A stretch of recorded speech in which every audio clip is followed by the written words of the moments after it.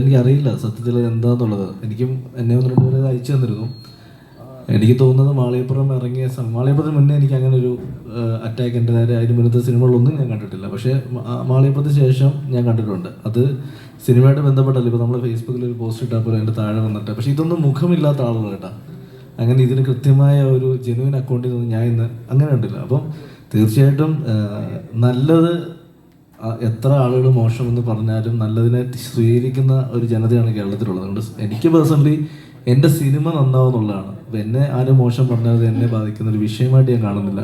കാരണം ഞാൻ എന്താണെന്ന് എനിക്കും അറിയാം, എൻ്റെ ചുറ്റും നിൽക്കുന്നവർക്കും അറിയാം. അപ്പോൾ തീർച്ചയായിട്ടും പുറത്തു നിന്നൊരാളുടെ ഒരു സർട്ടിഫിക്കറ്റ് വേണ്ട എന്ന് എനിക്ക് എൻ്റെ ചുറ്റും നിൽക്കുന്നവർ എന്നെ മോശം പറയുകയാണെങ്കിൽ ഞാനത് തീർച്ച സമയം ഉറപ്പായിട്ട് എനിക്ക് അങ്ങനെ ഒരു മോശം കാര്യം പറയിപ്പിക്കാനുള്ളൊരു സിറ്റുവേഷൻ ഞാൻ ജീവിതത്തിൽ ഇന്നേ വരെ എടുത്തിട്ടില്ല.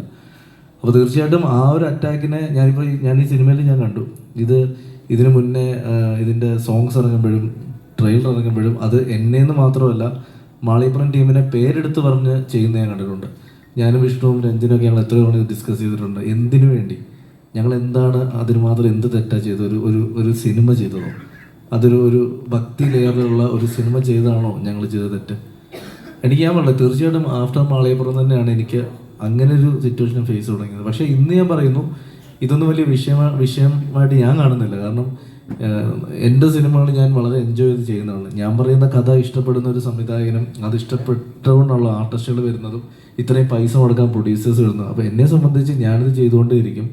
ഈ പറയുന്ന ഒരു വിഭാഗം, അതായത് 100-ൽ 3% കാണും. അതുവരെ മാറ്റിയെടുത്തിയാൽ 97% വരുന്ന കേരളത്തിലെ ഫാമിലി ഓഡിയൻസും ഞങ്ങളൊപ്പം നിൽക്കും.